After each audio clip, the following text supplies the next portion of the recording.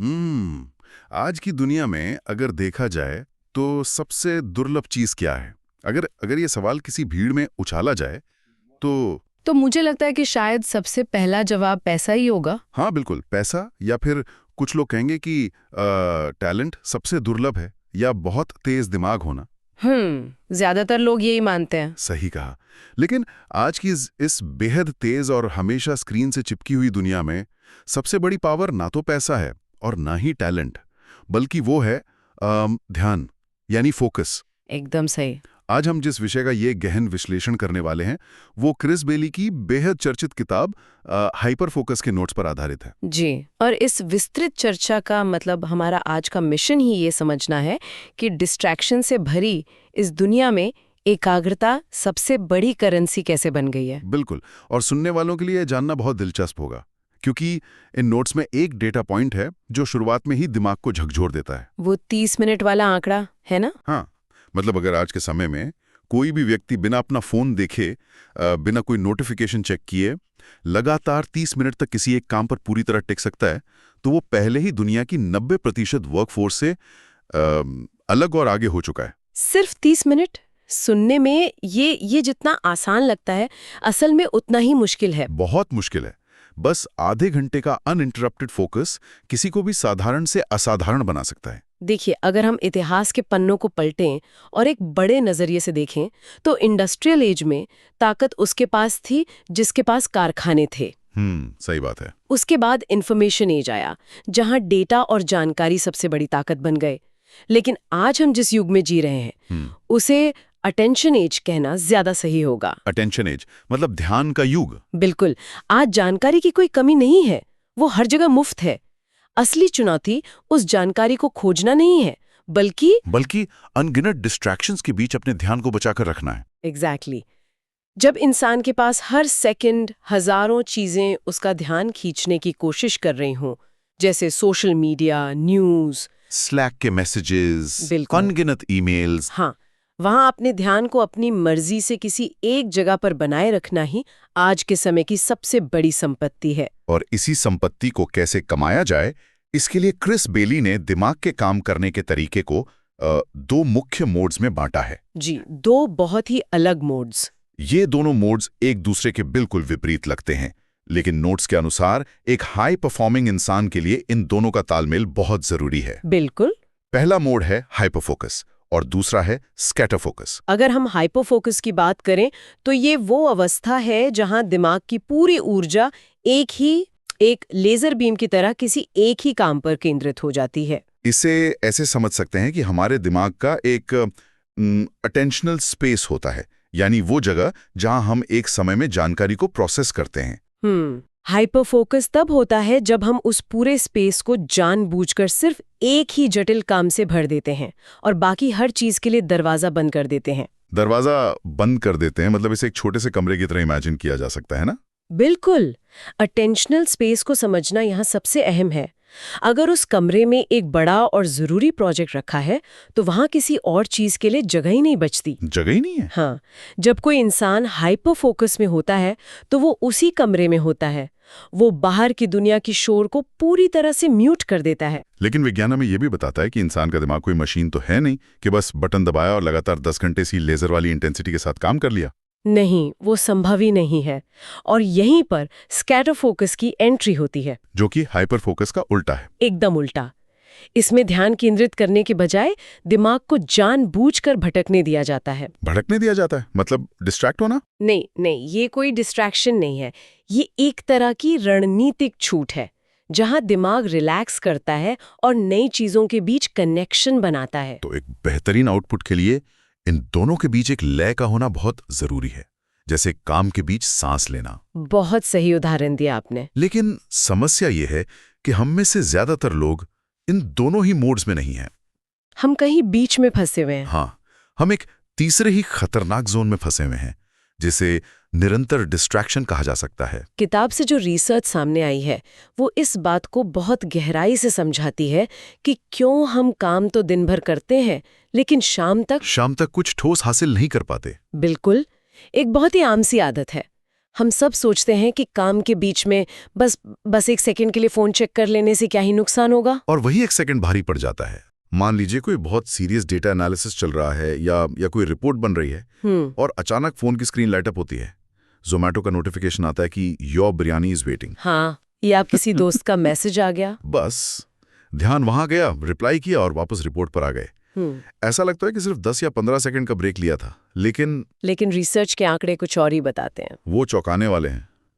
Research बताती है कि जब ध्यान एक बार टूटता है तो वापस उसी गहराई या उस फ्लो स्टेट में आने में 15 से 20 मिनट तक का समय लग सकता है। इस 20 मिनट वाले गैप के पीछे एक बहुत ही दिलचस्प न्यूरोलॉजिकल कॉन्सेप्ट काम करता है। अच्छा, जी, इसे अटेंशनल रेजिड्यू कहा जाता है। अटेंशनल रेजिड्यू मतलब ध्यान का बचा हुआ हिस्सा? बिल्कुल।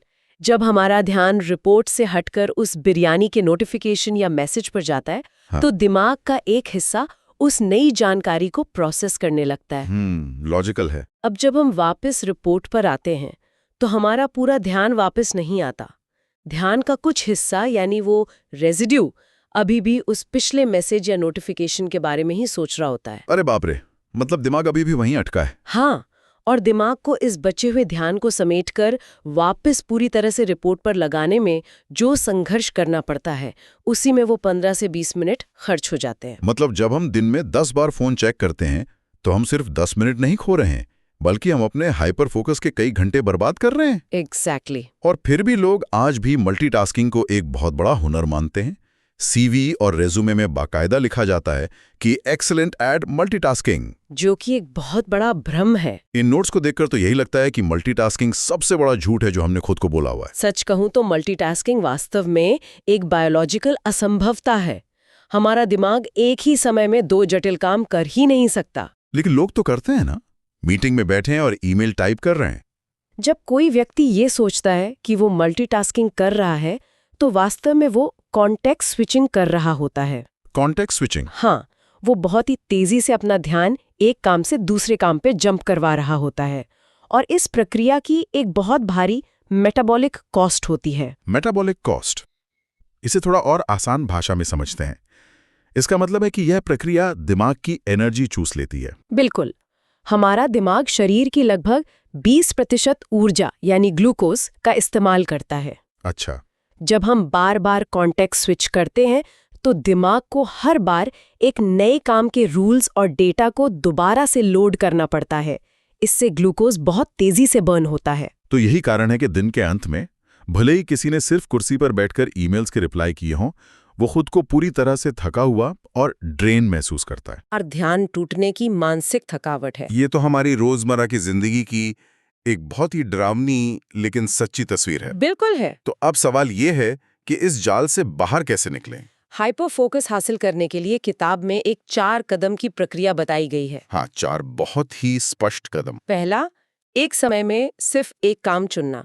दूसरा, सभी डिस्ट्रैक्शंस और नोटिफिकेशंस को पूरी तरह से बंद कर देना। तीसरा, काम का एक स्पष्ट लक्ष्य तय करना। और चौथा, एक समय सीमा सेट करना। यही वो 4 पिलर्स हैं। लेकिन अगर हम व्यवहारिक रूप से सोचें तो आज के कॉर्पोरेट कल्चर में नोटिफिकेशंस पूरी तरह से बंद करना क्या सच में मुमकिन है? ये सवाल बहुत लोग पूछते हैं। जाहिर है, अगर कोई इंसान ऑफिस में काम कर रहा है और उसने अपना स्लैक या ईमेल बंद कर दिया और उसी बीच बॉस का कोई अर्जेंट मैसेज मिस हो गया, तो ऐसे में ये हाइपर फोकस की थ्योरी काम कैसे करेगी? ये एक बहुत ही वाजिब सवाल है और अक्सर लोग यहीं आकर अटक जाते हैं।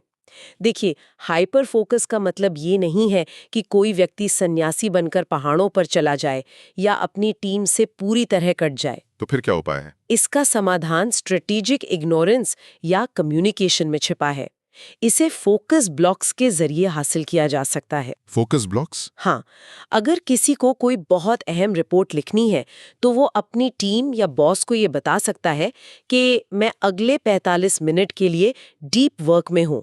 अगर कुछ बहुत इमरजेंसी हो तो मुझे कॉल कर लें, वरना मैं 45 मिनट बाद मैसेजेस का जवाब दूंगा। मतलब अपनी बाउंड्रीज खुद सेट करनी पड़ेंगी, वरना कोई भी आकर आपका ध्यान चुरा लेगा। बिल्कुल, आपको अपने ध्यान की रक्षा खुद करनी होगी। और जो बाकी के 3 कदम हैं, वे भी उतने ही जरूरी हैं। जैसे स्पष्ट लक्ष्य होना? तो वो बहुत जल्दी बोर हो जाएगा और भटकाव के बहाने ढूंढने लगेगा। और जो चौथा कदम है, समय सीमा तय करना, ये शायद पार्किंसंस लॉ पर काम करता है ना? एकदम सही। पार्किंसंस लॉ कहता है कि काम उतने ही समय में फैल जाता है जितना समय उसे पूरा करने के लिए दिया जाता है। हाँ, अगर पूरा दिन है तो काम पूरे दिन खिंचेगा। बिल्कुल। जब किसी व्यक्ति को पता होता है कि इस टास्क को खत्म करने के लिए सिर्फ 45 मिनट का टाइमर लगा है, तो एक हल्का सा दबाव बनता है, एक पॉजिटिव अर्जेंसी पैदा होती है। और फिर दिमाग स्वाभाविक रूप से गैर जरूरी चीजों को नजरअंदाज कर देता है। जी, इस तरह से काम करने पर आउटपुट की क्वालिटी तो सुधरती ही है, साथ ही जो काम 3 घंटे घसीट कर होता, वो 1 घंटे में ही पूरा हो जाता है। ये एक बहुत ही पावरफुल तरीका है अपने दिन को वापस अपने कंट्रोल में लेने का।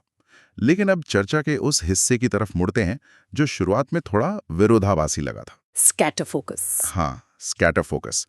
अभी तक हमने हाइपर फोकस की इतनी तारीफ की, डिस्ट्रैक्शन को विलन बनाया, लेकिन नोट्स बताते हैं कि लगातार फोकस में रहना भी खतरनाक है। बिल्कुल है। हमें अपने दिमाग को भटकने देना चाहिए।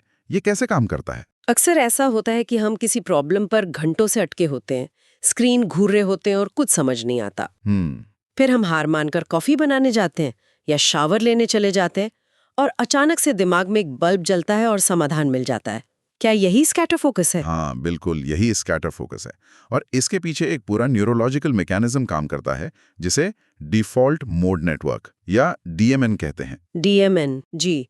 जब हम हाइपर फोकस में होते हैं तो हम बाहर से जानकारी अंदर ले रहे होते हैं या किसी एक स्पेसिफिक प्रॉब्लम पर दिमाग लड़ा रहे होते हैं।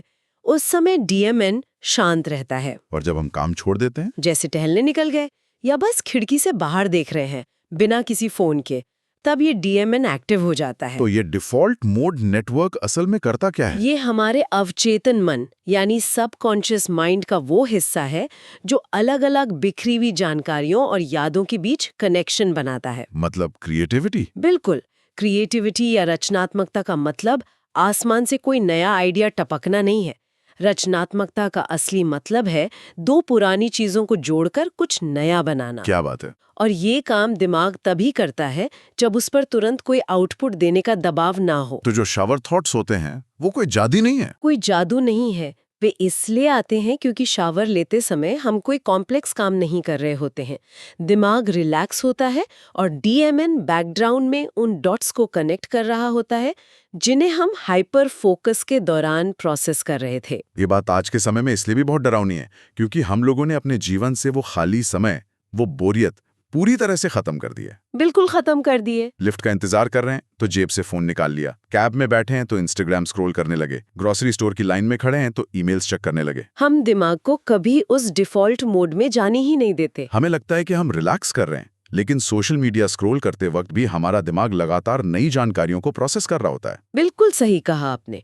और इसे हम हैबिचुअल डिस्ट्रैक्शन कह सकते हैं, जो स्कैटर फोकस से बिल्कुल अलग है। तो सही स्कैटर फोकस क्या है? इंटेंशनल या जानबूझकर किया गया स्कैटर फोकस वो है जब इंसान जानबूझकर बिना किसी डिवाइस के टहलने जाए। अगर हम हर खाली पल को किसी न किसी स्क्रीन या कंटेंट से भर देंगे तो हम कभी भी उस गहरी रचनात्मक अवस्था का अनुभव नहीं कर पाएंगे। एक इनोवेटिव आइडिया ढूंढने के लिए इंसान को कुछ समय के लिए कुछ नहीं करने की कला सीखनी होगी। एकदम, ये बहुत जरूरी है। ये एक बहुत ही बड़ा माइंडसेट शिफ्ट है। मतलब मेहनत करने और फोकस करने के साथ साथ खाली बैठना और दिमाग को भटकने देना भी प्रोडक्टिविटी का ही एक हिस्सा है। जी। चलिए अब इस पूरी चर्चा के सबसे प्रैक्टिकल हिस्से पर आते हैं। ये सब थ्योरी में बहुत अच्छा लगता है, लेकिन जो इंसान पिछले 5 सालों से हर 5 मिनट में अपना फोन चेक करने का आदी हो चुका है, जिसका अटेंशन स्पैन एक गोल्डफिश से भी कम हो गया है, हाँ, वो अचानक से हाइपर फोकस का मास्टर कैसे बन सकता है? नोट्स में एक बहुत ही सटीक एनालॉजी दी गई है कि ध्यान कोई स्विच नहीं है जिसे बस ऑन किया और काम हो गया। ये एक मांसपेशी की तरह है। ये जिम जाने वाली एनालॉजी इस स्थिति पर पूरी तरह फिट बैठती है। कैसे? देखिए, अगर कोई व्यक्ति जीवन में पहली बार जिम जा रहा है तो क्या वो पहले ही दिन 100 किलो की बेंच प्रेस कर सकता है? नहीं, बिल्कुल नहीं। अगर वो कोशिश करेगा तो खुद को चोट पहुंचा लेगा। ठीक इसी तरह अगर किसी का ध्यान कमजोर हो चुका है क्योंकि उसने सालों तक अपने दिमाग को डिस्ट्रैक्ट होने की ट्रेनिंग दी है, तो वो पहले ही दिन 2 घंटे का डीप वर्क नहीं कर सकता। तो फोकस एक स्किल है। जी, फोकस एक स्किल है, एक बायोलॉजिकल क्षमता है जिसे धीरे धीरे प्रोग्रेसिव ओवरलोड के जरिए वापस बनाया जा सकता है। तो इसकी शुरुआत कैसे की जाए? स्रोत के अनुसार सबसे बेहतरीन रणनीति है छोटे स्तर से शुरुआत करना। बिल्कुल। जैसे कि सिर्फ 20 मिनट के फोकस ब्लॉक से शुरू करें। एक टाइमर लगाएं, उन 20 मिनटों के लिए फोन को दूसरे कमरे में रख दें, इंटरनेट बंद कर दें और सिर्फ अपने काम पर ध्यान दें। शुरू में दिमाग विद्रोह करेगा। हाँ, वो बार बार कहेगा कि बस एक बार ईमेल चेक कर लेते हैं, क्या पता कुछ जरूरी हो। और यहीं पर उस फोकस वाली मांसपेशी की कसरत होती है। दिमाग के भटकने को नोटिस करना और उसे वापस खींचकर काम पर लाना। जब 20 मिनट पूरे हो जाएं, तो खुद को थोड़ा आराम दें और फिर कुछ दिनों बाद इसे बढ़ाकर 30 मिनट करें, फिर 45 मिनट। यही तरीका है। यहाँ एक बात जो बहुत स्पष्ट रूप से उभर कर आती है, वो ये है कि हम अक्सर मोटिवेशन या प्रेरणा का इंतजार करते हैं। आज मूड नहीं है, आज फोकस नहीं बन रहा। लेकिन फोकस मूड का मोहताज नहीं होना चाहिए। नहीं होना चाहिए। मोटिवेशन एक भावना है जो आज है, कल नहीं होगी, लेकिन कंसिस्टेंसी या निरंतरता एक सिस्टम है। यही सफलता का सबसे बड़ा सूत्र है। आज की दुनिया में ज्यादा घंटे काम करने वाले लोग सफल नहीं हो रहे हैं, बल्कि वे लोग सफल हो रहे हैं जो कम घंटे काम करते हैं लेकिन पूरी इंटेंसिटी और हाइपर फोकस के साथ करते हैं। सही बात है। फिर कोई इंसान रोजाना सिर्फ 2 घंटे भी बिना किसी डिस्ट्रैक्शन के डीप वर्क कर ले तो उसका आउटपुट उस इंसान से कहीं ज्यादा होगा जो 10 घंटे ऑफिस में बैठा है लेकिन हर 15 मिनट में अपना फोन चेक कर रहा है। बिल्कुल। क्रिस बेली की किताब में एक बहुत ही गहरी और दार्शनिक लाइन है जो वास्तव में एक वैज्ञानिक सच्चाई भी है। जहां ध्यान जाता है वहीं जीवन बढ़ता है। Where attention goes, life grows। जी, हम अपने जीवन में जिस चीज को भी अपना सबसे कीमती संसाधन यानी अपना ध्यान देते हैं, वही चीज हमारे जीवन की हकीकत बन जाती है। अगर हम अपना ध्यान फालतू की रील्स और गॉसिप को देंगे तो हमारा जीवन वैसा ही बन जाएगा। और अगर हम अपना ध्यान अपने लक्ष्यों और अपनी ग्रोथ को देंगे तो परिणाम वहां दिखेंगे। तो इस पूरे विस्तृत विश्लेषण को अगर एक फ्रेम में रखा जाए तो निष्कर्ष बहुत ही साफ है। कोई भी व्यक्ति जो सच में अपने करियर, अपनी कला या अपने जीवन के किसी भी क्षेत्र में उस एलीट लेवल पर पहुंचना चाहता है, उसे इस मल्टीटास्किंग के झूठ से बाहर आना ही होगा। उसे ये स्वीकार करना होगा कि इंसानी दिमाग मशीन नहीं है।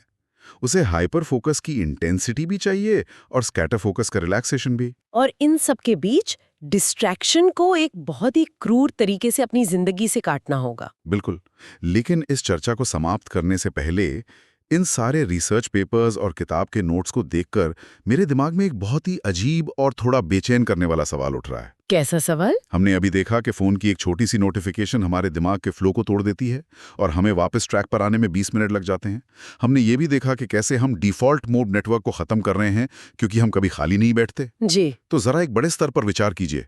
सुनने वालों के लिए सोचना दिलचस्प होगा कि क्या हमारी पूरी की पूरी आधुनिक सभ्यता, ये जो हमारी 21वीं सदी की दुनिया है, सामूहिक रूप से जटिल और बड़ी समस्याओं को सुलझाने की क्षमता खो रही है? ये एक बहुत ही गहरा विचार है। क्या पूरी दुनिया के करोड़ों लोगों का दिमाग हर 10 मिनट में रीसेट हो रहा है?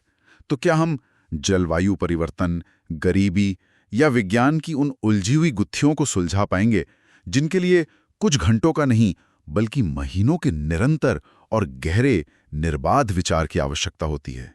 वाकई सोचने वाली बात है। क्या हमारा ये हमेशा कनेक्टेड रहने का नया डिजिटल वातावरण हमारे दिमाग की बनावट और हमारी प्रजाति के सोचने के तरीके को हमेशा के लिए बदल रहा है? ये सवाल तो सबको खुद से पूछना चाहिए। ये एक ऐसा सवाल है जो सुनने वाले हर व्यक्ति को अपने अगले स्कैटर फोकस सेशन के दौरान, जब वे बिना फोन के यूं ही टहल रहे हों, जरूर सोचना चाहिए। इसी विचार के साथ आज की इस चर्चा को हम यहीं विराम देते हैं।